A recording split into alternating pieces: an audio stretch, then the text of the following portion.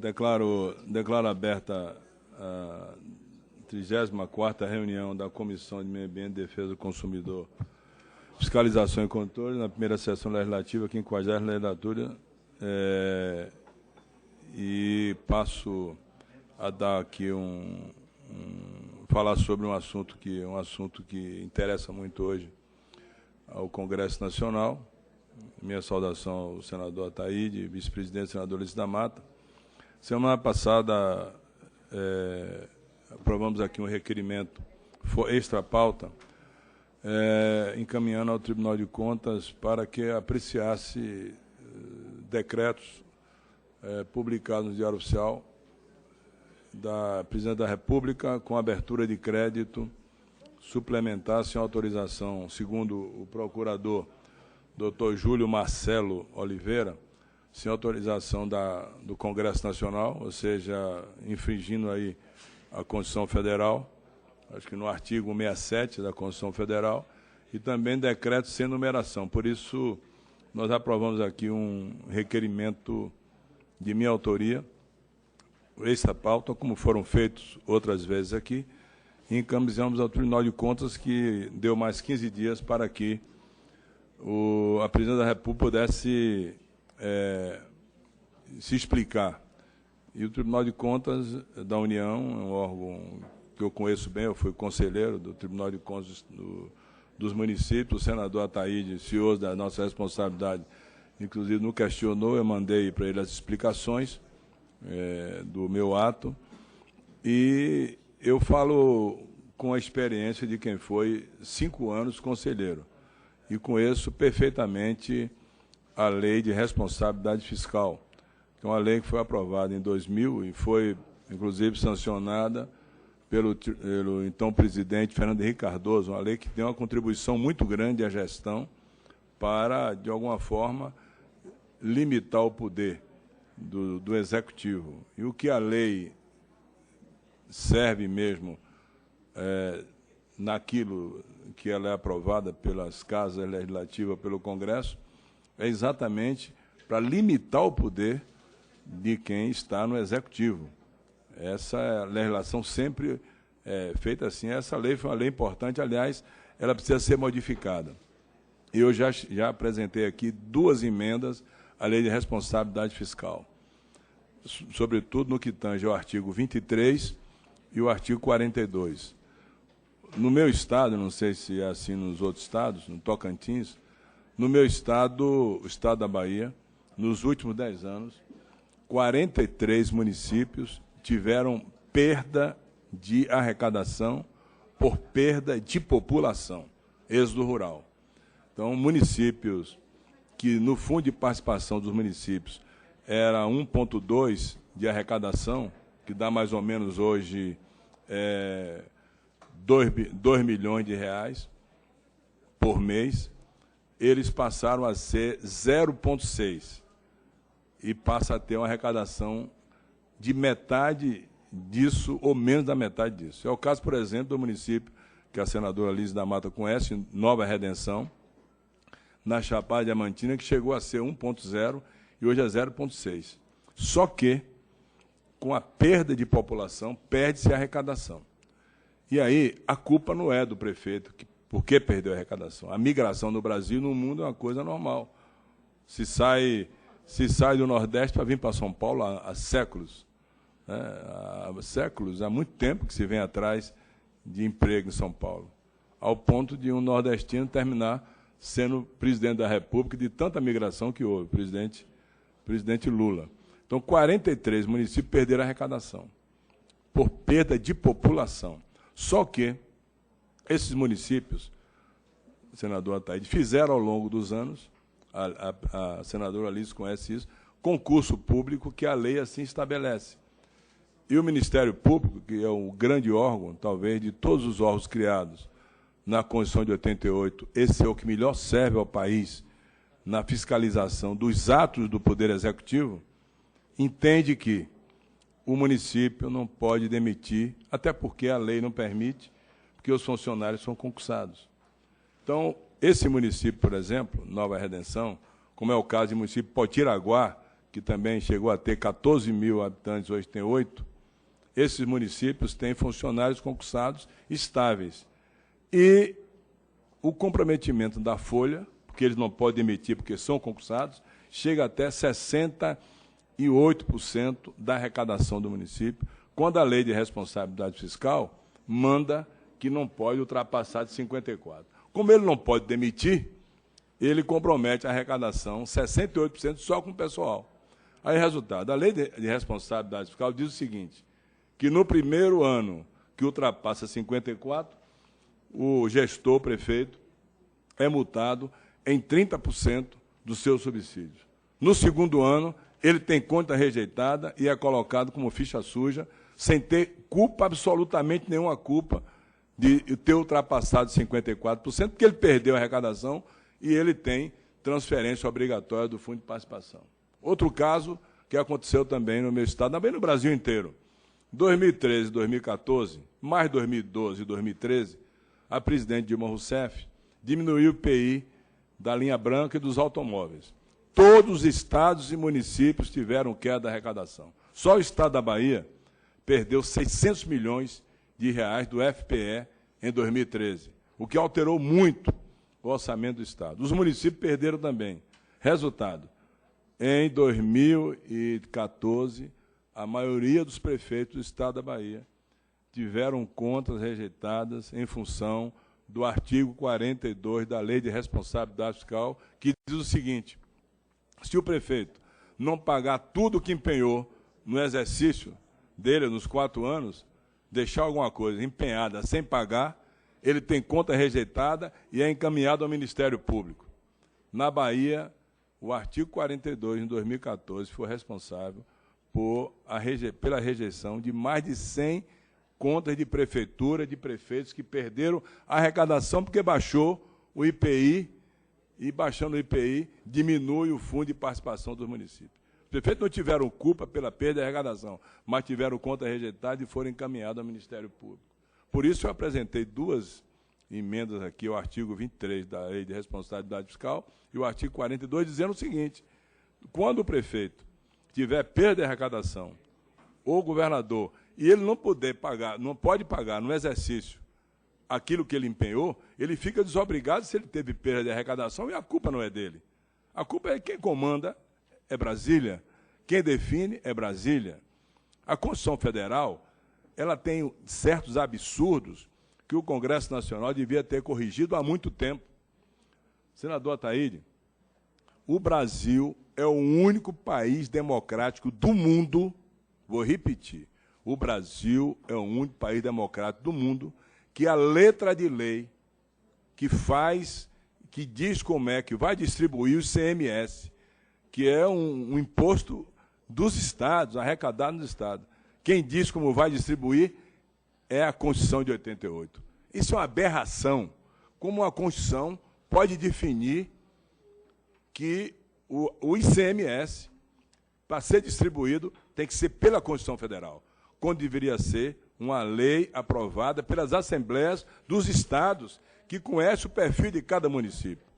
No estado da Bahia, tem um município só, que arrecada mais ICMS por mês do que 192 municípios somados juntos.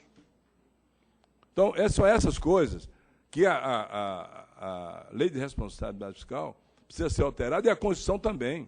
A Constituição devia ter jogado para as assembleias o direito e o poder de legislar na distribuição do ICMS. Então, fica muitos recursos centralizados no município e os outros à míngua, como é o caso.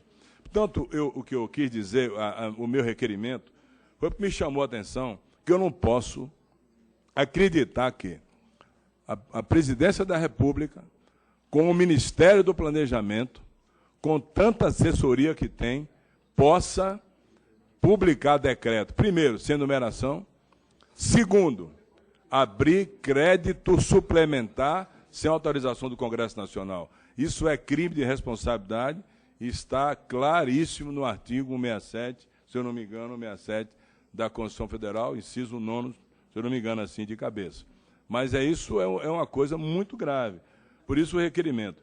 E eu queria dizer mais, até o presidente da Câmara dos deputados, o nobre deputado Eduardo Cunha, falou que está se valorizando demais o parecer que vai ser exarado pelo Tribunal de Contas da União. Não é se valorizar demais. O Tribunal de Contas da União, como o Tribunal de Contas dos Estados e dos municípios, o dos municípios não rejeita a conta de prefeito, o do Estado não rejeita a conta de governador, o Tribunal de Contas da União não rejeita a conta de presidente da República. Opina pela rejeição porque as contas estão irregulares. Os juízes, se o Tribunal de Contas dos municípios opinar pela rejeição das contas dos juízes, seremos nós, senadores e deputados federais, e agora eu fiquei muito, inclusive, aplaudindo o ministro Barroso, se eu não me engano, que ele determinou que agora as contas sejam apreciadas pela sessão conjunta do Senado e da Câmara. Não pode ser isolado. Isso vai de encontro ao artigo 49 da Constituição Federal, inciso 3º, que é muito claro. As contas devem ser apreciadas numa sessão conjunta do Congresso Nacional. Se estava fazendo antes, ele até não acolheu o pedido da senadora Rose de Freitas para que anulasse aquela sessão, mas determinou que, a partir de agora, seja pelas duas casas conjuntas. E eu quero dizer o seguinte, o Tribunal de Contas da União é um órgão perito. Ele faz a auditoria das contas, é assessor, e depois ele opina se estão regulares ou irregulares. E a Constituição Federal, senador Flecha Ribeiro, senador Rigolfi, senador Donizete, a Constituição Federal não, a Lei de Responsabilidade Fiscal, ela tem que ser modificada, ela é de 2000 e nós estamos em 2015. Ela tem que ser modificada, por exemplo, o artigo 35 e 36 da Lei de Responsabilidade Fiscal, que fala sobre o que é vedado ao gestor fazer, fala na vedação e o que é vedado, mas não gradua a sanção em função da irregularidade cometida. E ela deixa como sinônimo quase a irregularidade sinônimo de improbidade. Irregularidade é o não cumprimento da lei. Improbidade é desvio de recursos. E aí, quando rejeita a conta de um prefeito lá do interior do Brasil, que não pôde cumprir os 15% da saúde porque perdeu a arrecadação, que não pôde cumprir os 25% da educação porque perdeu a arrecadação, a conta é rejeitada como se ele tivesse desviado o recurso, quando, no caso, ele não teve arrecadação para cumprir os 15% e os 25%. E ele é transformado em ficha suja, sendo um homem de bem. Eu fui conselheiro do Tribunal de Contas da Bahia por quase 5 anos e meio. Poderia ficar mais 10 anos e renunciei ao cargo. Renunciei ao cargo porque nos 417 municípios da Bahia tem prefeitos, a grande maioria de homens de direito, de bem, honestos, que trabalham, e de mulheres também, direitas que trabalham. Isso é um perfil do meu Estado, mas tem também alguns que desviam e descumprem a lei, ou então desviam recursos e vão para a improbidade administrativa. Mas eu rejeitei contas de prefeitos, porque não cumpriram os 15% da saúde, os 25% da educação, porque não cumpriram o artigo 42, e posso atestar que são homens honrados. Alguns deles renunciaram, se elegeram e renunciaram.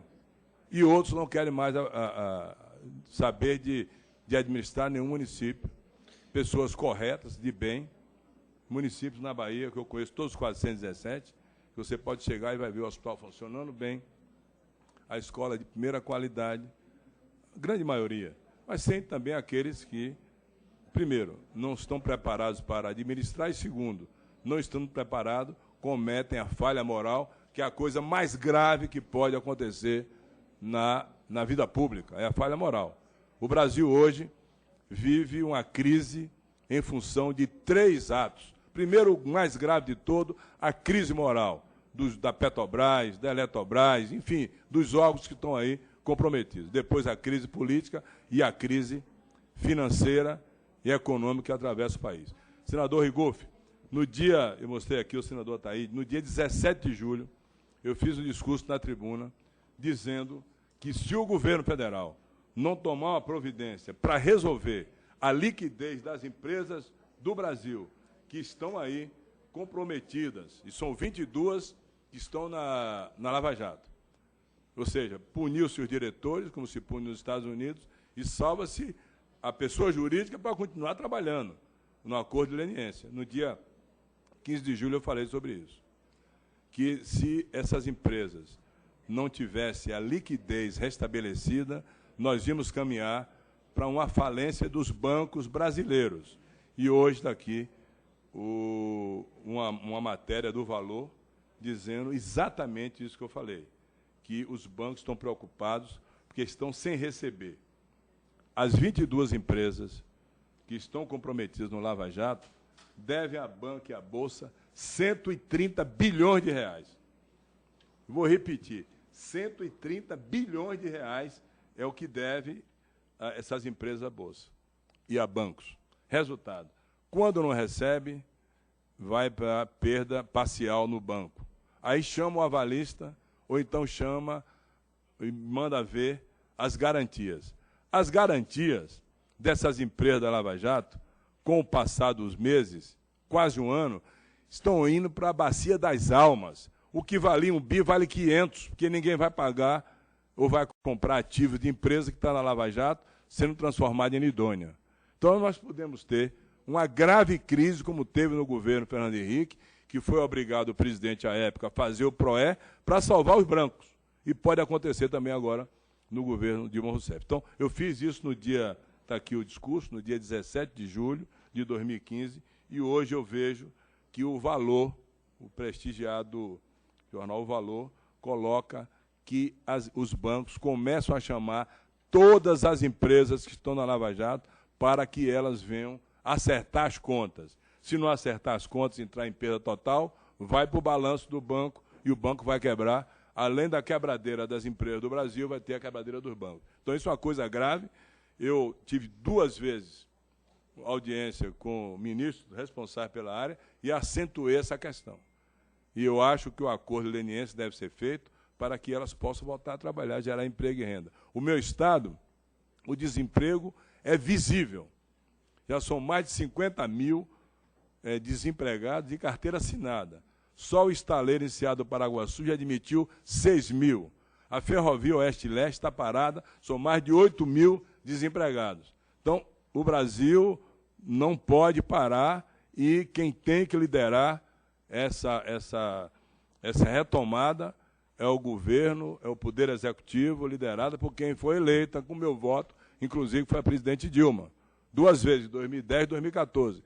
Tem que liderar, a liderança é dela. Ela tem que tomar liderança para que o país não embarque no desemprego, na inflação e no descontrole total com o caos social. Portanto, essa situação que eu coloco aqui é para dizer que o Tribunal de Contas da União, por ser um órgão perito, não vai rejeitar a conta. Quem vai rejeitar a conta ou aprovar a conta somos nós, senadores e deputados federais, numa sessão conjunta do Congresso Nacional.